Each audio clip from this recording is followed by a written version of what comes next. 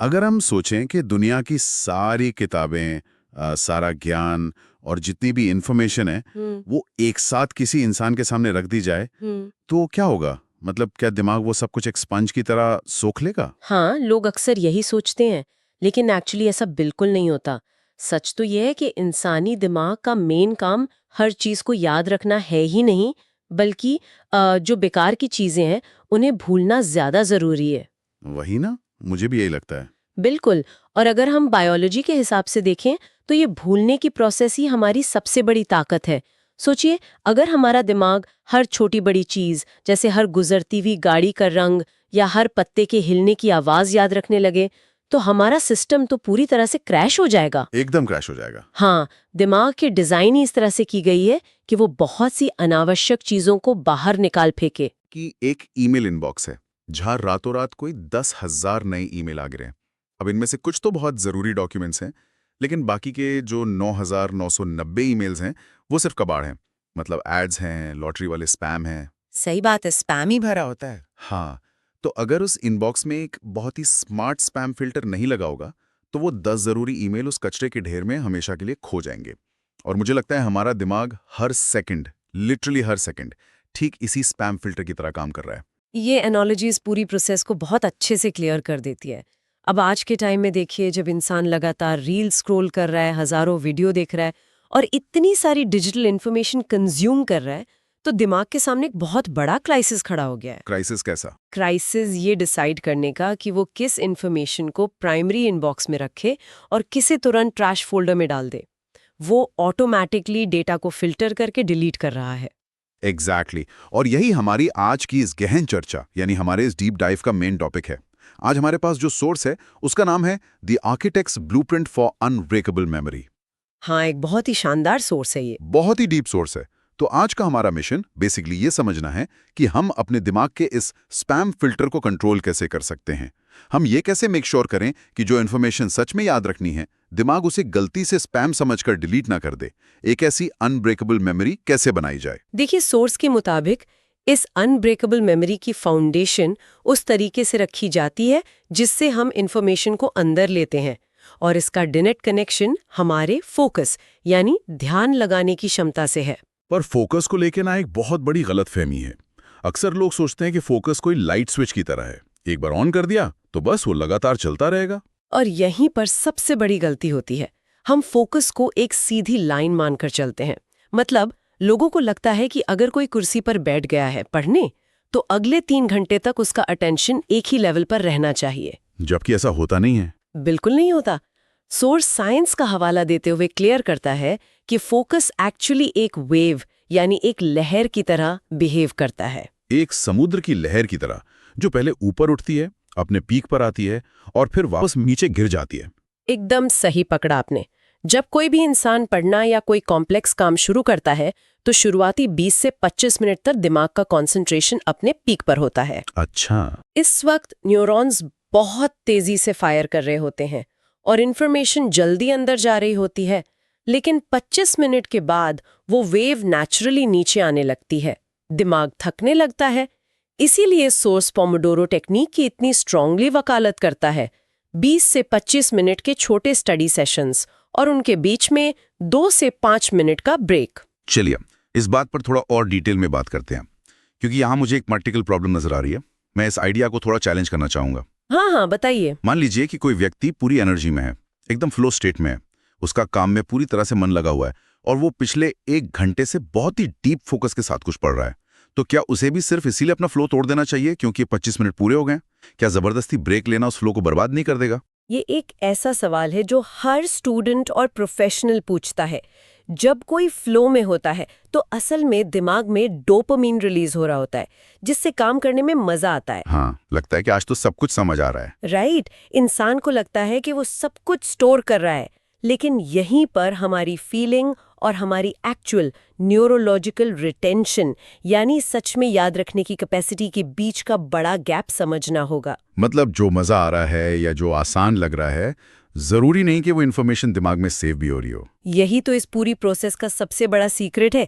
30 minute के बाद भले ही काम में कितना भी मन लगा हो, दिमाग की मेमोरी कंसोलिडेशन यानी यादों को पक्का करने की कैपेसिटी नेचुरली ड्रॉप हो जाती है। ओह वाह। वो जो 2 से 5 मिनट का छोटा ब्रेक होता है ना, वो काम से छुट्टी नहीं है। उस ब्रेक के दौरान दिमाग शांत नहीं बैठा होता, बल्कि वो पिछले 25 मिनट की कच्ची इन्फॉर्मेशन को प्रोसेस करता है और उसे पुरानी यादों के साथ लिंक करता है। तो अगर कोई बिना रुके लगातार 2 घंटे तक डेटा अंदर डालता रहेगा तो दिमाग उसे एक साथ प्रोसेस ही नहीं कर पाएगा। बिल्कुल नहीं कर पाएगा। और आखिर में उस डेटा का एक बहुत बड़ा हिस्सा ओवरलोड होकर सीधा ट्रैश में यानी स्पैम में चला जाएगा। एग्जैक्टली यही होता है। ब्रेक लेना टाइम वेस्ट करना नहीं है, बल्कि ये दिमाग को वो टाइम देना है जिसमें वो फाइल को एक्चुअली सेव कर सके। लहर के खिलाफ तैरने से सिर्फ थकान मिलेगी, लहर के साथ तैरना ही स्मार्टनेस है। वाह, पॉइंट है। तो इस ब्रेक की मदद से स्पैम फिल्टर को चकमा दे दिया गया और डेटा प्राइमरी इनबॉक्स में आ गया। हाँ, लेकिन इनबॉक्स में भी तो चीजें हमेशा नहीं रहती ना। सही बात है। कुछ टाइम बाद पुराने ईमेल्स नीचे दब जाते हैं, तो उस इंफॉर्मेशन को परमानेंट मेमोरी में कैसे बदला जाए? सोर्स कहता है कि इसके लिए खुद का टेस्ट लेना पड़ेगा, जिसे एक्टिव रिट्रीवल या सेल्फ क्विजिंग कहते हैं। हाँ, और यहाँ पर लोग सीखने के सबसे आसान और धोखेबाज तरीके का शिकार हो जाते हैं, जिसे पैसिव लर्निंग कहते हैं। पैसिव लर्निंग मतलब बस पढ़ते रहना? हाँ, मतलब किसी बुक को बस बार बार पढ़ना या उसे हाइलाइटर से पूरा पीला कर देना। जब किसी चीज को हम बार बार देखते हैं तो दिमाग को लगता है कि ये तो देखा हुआ है, फेमिलियर है, और हम इस फेमिलियरिटी को ही याददाश्त मान बैठते हैं। ये तो बिल्कुल वही बात हो गई कि किसी रास्ते से रोज गुजरो तो लगता है कि रास्ता याद है, लेकिन अगर अचानक किसी को मैप बनाकर वो रास्ता समझाना पड़े तो इंसान बुरी तरह अटक जाता है। बहुत ही सटीक एग्जाम्पल दिया आपने। इसीलिए सोर्स की क्लियर करता है कि पढ़ी हुई चीज को बार बार रिपीट या रीरीड करने के बजाय खुद से सवाल पूछने चाहिए। जैसे ये रटने के बजाय कि दिल्ली भारत की राजधानी है, खुद से ये पूछना कि भारत की राजधानी क्या है। ये एक बहुत ही अलग न्यूरोलॉजिकल प्रोसेस को ट्रिगर करता है। मैं यहाँ इसको एक और एनालॉजी से जोड़ना चाहूंगी, क्योंकि मुझे ये ना एकदम जिम जाने और भारी वजन उठाने जैसा लग रहा है। अच्छा, कैसे? देखिए, अगर कोई इंसान जिम जाए और वहां रखे एक भारी डंबल को बस बार बार देखता रहे या उसे प्यार से छूकर वापस रख दे, तो क्या उसकी मसल्स बनेंगी? बिल्कुल नहीं बनेंगी। किसी कीमत पर नहीं। असली मसल्स तो तब बनती हैं जब वो उस डंबल को उठाता है, पूरा जोर लगाता है और पसीना बहाता है। हाँ, और जिम की तरह ही शुरुआत में ये मेंटल रिट्रीवल बहुत दर्दनाक लगता है। दिमाग को जोर लगाना पड़ता है और इसीलिए लोग इस मानसिक पसीने से बचते हैं और आसान रास्ता चुन लेते हैं, यानी बस पन्ने पलटने का। वही ना, आसान रास्ता सबको पसंद है। लेकिन जब कोई खुद से सवाल पूछता है तो दिमाग एक रिट्रीवल मोड में चला जाता है। हमारे दिमाग के आगे के हिस्से में एक प्रीफ्रंटल कॉर्टेक्स होता है।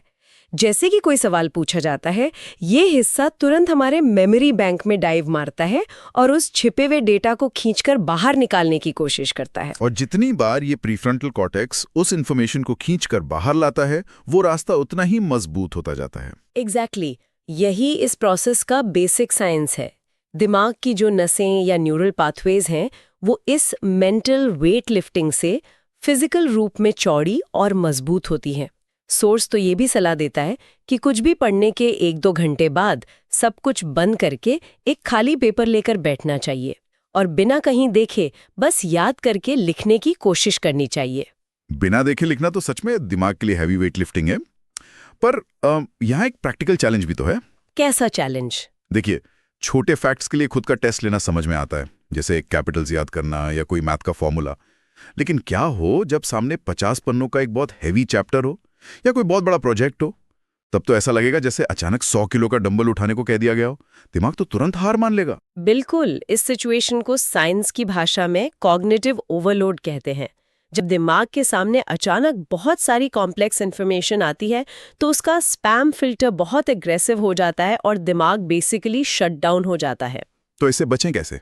इससे बचने के लिए सोर्स एक बहुत ही इफेक्टिव टेक्निक बताता है जिसे चंकिंग कहा जाता है। चंकिंग, इस शब्द से लग रहा है कि बड़ी चीजों को छोटे टुकड़ों में यानी चंक्स में तोड़ना। सोर्स में इसके लिए एक बहुत ही इंटरेस्टिंग एनालॉजी दी गई है। हाँ, सूटकेस वाली एनालॉजी। राइट। चलिए इसको इमेजिन करते हैं कि किसी व्यक्ति को 50 अलग अलग बिखरे हुए कपड़े एक कमरे से दूसरे कमरे में ले जाने हैं। अब अगर वो उन 50 कपड़ों को एक ही बार में अपनी बाहों में भरने की कोशिश करेगा तो रिजल्ट क्या होगा? कपड़े गिरेंगे, वो बार बार झुकेगा और फ्रस्ट्रेट हो जाएगा। और बहुत पॉसिबल है कि वो परेशान होकर आधे कपड़े वहीं छोड़ दे। लेकिन अगर वही व्यक्ति उन सभी कपड़ों को आराम से एक सूटकेस में पैक कर दे तो जादू हो जाता है। अब उसे 50 अलग अलग कपड़े नहीं उठाने, उसे सिर्फ एक सूटकेस उठाना है।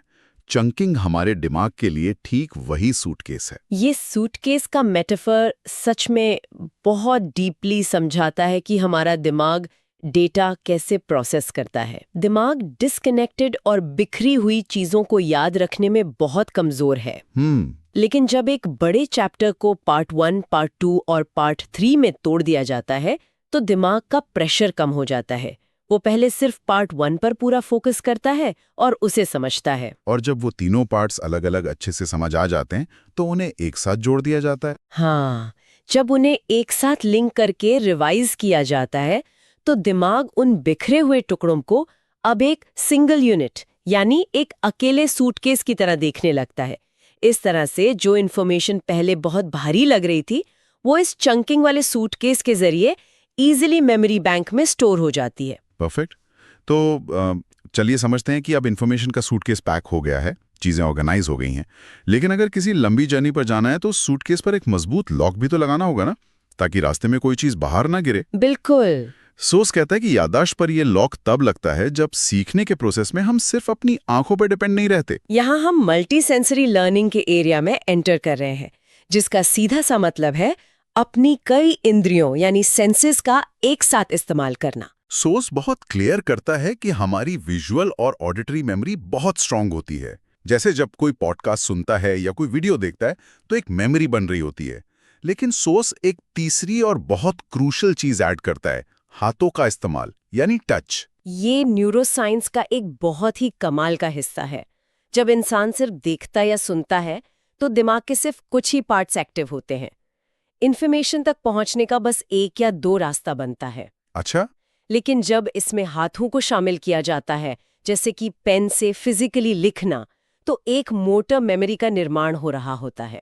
मोटा मेमोरी मतलब वो फिजिकल मूवमेंट जो दिमाग में डीपली रजिस्टर हो जाती है। ठीक वही।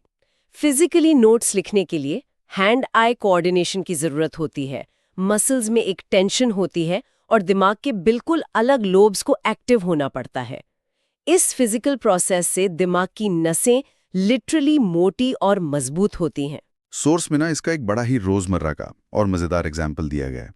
अगर कोई व्यक्ति मेमोरी तेज करने का वीडियो देख रहा है तो सिर्फ फोन की स्क्रीन को घूरने के बजाय अगर वो कमेंट बॉक्स में जाकर टाइप करता है आई इम्प्रूव माई मेमोरी, तो सिर्फ ये 4 शब्द टाइप करने से उसके हाथ इस सीखने के प्रोसेस में इन्वॉल्व हो गए। और यही छोटी सी एक्टिविटी उस इन्फॉर्मेशन को दिमाग में गहराई से लॉक कर देती है।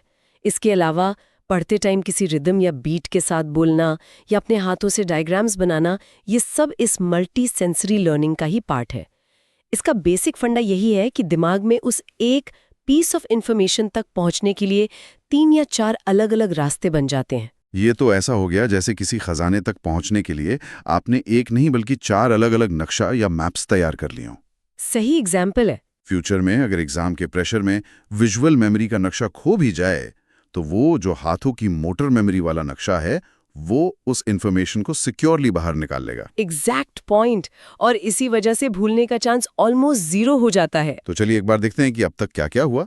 हमने फोकस की लहरों के साथ तैरना सीख लिया, एक्टिव रिट्रीवल से दिमाग के जिम में पसीना भी बहा लिया, उसके बाद चंकिंग से एक बढ़िया सूटकेस पैक किया और फिर मल्टी सेंसरी लर्निंग से उस पर 4 लॉक्स भी लगा दिए। सब कुछ एकदम परफेक्ट लग रहा है। लेकिन सोर्स के मुताबिक इस पूरी प्रोसेस का सबसे मैजिकल, सबसे जरूरी और शायद सबसे शॉक करने वाला स्टेप अभी बाकी है। और ये वो स्टेप है जो तब होता है जब इंसान कॉन्शियस होके कुछ भी नहीं कर रहा होता। यही बात तो सबसे अजीब लगती है। सोर्स कहता है कि दिन भर आप ये सब कुछ कर लें, सारी टेक्निक्स लगा लें, लेकिन अगर एक सबसे बेसिक चीज को इग्नोर कर दिया यानी नींद, तो सारी मेहनत 0 हो जाएगी। अक्सर लोगों को लगता है कि जब वो सोते हैं तो उनका दिमाग शट डाउन हो जाता है, जैसे रात को पीसी बंद कर दिया हो। मैं कहूंगी ये इंसान की सबसे बड़ी गलतफहमियों में से एक है। नींद के दौरान दिमाग बंद नहीं होता, बल्कि वो अपना सबसे इम्पोर्टेंट एडमिन वर्क शुरू करता है। Admin work? हाँ, दिन भर जो भी पढ़ाई की गई, जो फोकस लाया गया, जो चंकिंग की गई, वो सब सिर्फ कच्चा डेटा या रॉ डेटा था, जो दिमाग के एक टेम्परेरी फोल्डर में पड़ा था। तो नींद के दौरान असली में दिमाग के अंदर चल क्या रहा होता है? जब इंसान डीप स्लीप में होता है तो दिमाग एक लाइब्रेरियन की तरह बिहेव करता है। वो इस सारे रॉ डेटा को फिल्टर करता है, उसकी इंपॉर्टेंस देखता है और फिर उसे प्रॉपर्ली अरेंज करके हमारी लॉन्ग टर्म मेमोरी के सेफ फोल्डर में ट्रांसफर कर देता है। ओह वाह! अगर नींद पूरी ना हो तो ये आर्काइविंग का प्रोसेस कभी पूरा ही नहीं होता और अगली सुबह वो रॉ डेटा ऑटोमेटिकली स्पैम समझकर डिलीट कर दिया जाता है। ये सच में गेम चेंजिंग बात है। लेकिन नींद के अलावा सोर्स में एक और चीज का जिक्र है जिसने मुझे बहुत सरप्राइज किया। सोर्स का कहना है कि एक अनब्रेकेबल मेमोरी के लिए बॉडी का लगातार मूव करते रहना, यानी फिजिकल एक्सरसाइज बहुत बहुत जरूरी है। अब कोई जनरल लिसनर ये सोच सकता है कि कल एक बहुत बड़ी हिस्ट्री की एग्जाम देनी है या ऑफिस में लंबी प्रेजेंटेशन है, तो उसमें पुशअप्स लगाने का या साइकिलिंग करने का क्या लॉजिक है? और यहाँ से ये पूरा मेमोरी का साइंस एक बहुत ही डीप बायोलॉजिकल टर्न लेता है। जब बॉडी कोई भी फिजिकल एक्सरसाइज करती है, चाहे वो ब्रिस्क वॉक हो, स्किपिंग हो या पुशअप्स हो, तो बॉडी में एक बहुत ही स्पेशल प्रोटीन बनता है। अच्छा। बायोलॉजी की टर्म में इसको BDNF कहते हैं। इसका पूरा नाम है ब्रेन डिराइव्ड न्यूरोट्रोफिक फैक्टर। तो ये BDNF प्रोटीन एग्जैक्टली करता क्या है दिमाग में जाकर? क्या ये सिर्फ ब्लड फ्लो बढ़ाता है? ब्लड फ्लो तो बढ़ाता ही है, पर BDNF का रोल उससे कहीं ज्यादा बड़ा है। सॉर्स की एक और मस्त एनालॉजी लेते हैं। मान लीजिए कि दिन भर हार्डवर्क करके जो भी नई इन्फॉर्मेशन कलेक्ट की गई है वो सब ईंटों की तरह है, यानी ब्रिक्स।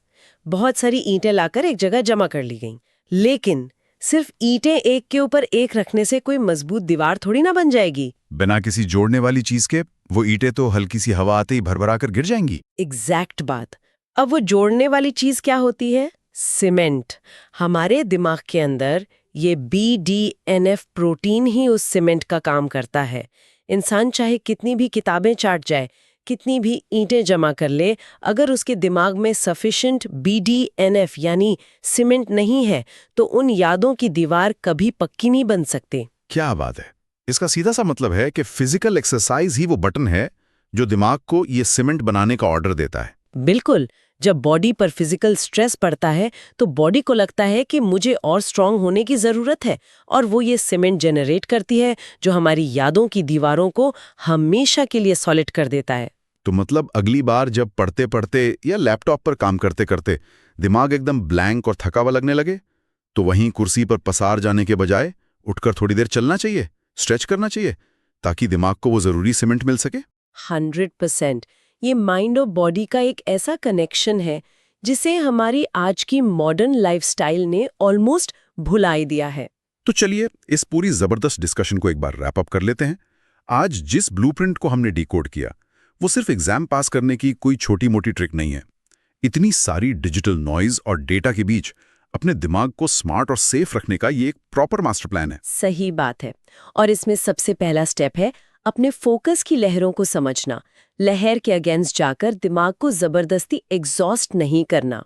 दूसरा, पैसिव रीडिंग को छोड़ना और एक्टिव रिट्रीवल के जरिए दिमाग के जिम में पसीना बहाना। तीसरा इंपॉर्टेंट स्टेप है चंकिंग, यानी बहुत बड़ी और डरावनी इंफॉर्मेशन को देखकर पीछे नहीं हटना, बल्कि उसे छोटे छोटे सूटकेसेस में पैक करना ताकि दिमाग उसे ईजिली कैरी कर सके। चौथा स्टेप है मल्टी सेंसरी लर्निंग। आंखें, कान और सबसे जरूरी अपने हाथों को एक साथ यूज करके मेमोरी तक पहुंचने के मल्टीपल रास्ते बनाना। और आखिर में इस पूरी बिल्डिंग को खड़ा करने का फाइनल स्टेप है नींद और मूवमेंट। नींद को अपना दुश्मन नहीं, अपना बेस्ट फ्रेंड मानना है और फिजिकल एक्सरसाइज करके BDNF प्रोटीन वाला सीमेंट बनाना है ताकि यादों की दीवार इतनी सॉलिड हो कि उसे कोई तोड़ ना सके। ये पूरी प्रोसेस ना बहुत ही लॉजिकल और पावरफुल है, लेकिन इस डीप डाइव को खत्म करने से पहले एक थॉट है जो मेरे दिमाग में लगातार घूम रहा है। एक ऐसा सवाल जिसने अचानक से थोड़ा परेशान कर दिया है। ओह, कैसा सवाल? शुरुआत में हमने बात की थी कि हमारा दिमाग एक स्पैम फिल्टर की तरह काम करता है जो यूजलेस चीजों को ऑटोमेटिकली ट्रैश में डाल देता है। हाँ, ये दिमाग का एक नेचुरल डिफेंस सिस्टम है। अब जरा हमारी आज की दुनिया को देखिए। आज इंसान ने अपने स्मार्टफोन्स और गूगल को अपना एक्सटर्नल मेमोरी कार्ड बना लिया है। आज किसी को 8-10 फ़ोन नंबर याद नहीं होते, किसी को डायरेक्शंस याद नहीं रखने पड़ते, यहाँ तक कि बेसिक फैक्ट्स भी हम तुरंत सर्च कर लेते हैं। ये तो रियलिटी है आज की, सब कुछ फिंगर टिप्स पर है। तो क्या ऐसा पॉसिबल है कि हमारे दिमाग का ये जो नेचुरल स्पैम फिल्टर है वो अब बहुत ज़्यादा अग्रेसिव हो गया हो? मेरा मतलब है, क्या हमारा दिमाग अब उन बहुत ज़रूरी चीज़ों को भी ये सोचकर डिलीट कर रहा है कि इसे स्टोर करके क्या फ़ायदा, ये तो नेट पे सर्च करके 2 सेकंड में मिल जाएगा। ये सच में एक बहुत डीप और थोड़ा डरावना थॉट है। अगर हम लगातार अपने दिमाग को ये सिग्नल दे रहे हैं कि उसे कुछ स्टोर करने की ज़रूरत ही नहीं है, तो हो सकता है वो स्पैम फिल्टर धीरे धीरे हर इन्फॉर्मेशन को कचरा मानकर रिजेक्ट करना शुरू कर दे। और यही वो सवाल है जिसके साथ आज के इस डीप डाइव को हम यहीं रोकेंगे। क्या हमारी टेक्नोलॉजी, हमारे स्मार्ट गैजेट्स हमें सच में स्मार्ट बना रहे हैं, या वो हमारे अंदर बैठे उस ब्रिलियंट आर्किटेक्ट को कमज़ोर कर रहे हैं? क्या इंटरनेट हमारी खुद की मेमोरी के सीमेंट को धीरे धीरे गायब कर रहा है? ये एक ऐसा सवाल है जिस पर हम सबको अकेले बैठकर ज़रूर सोचना चाहिए।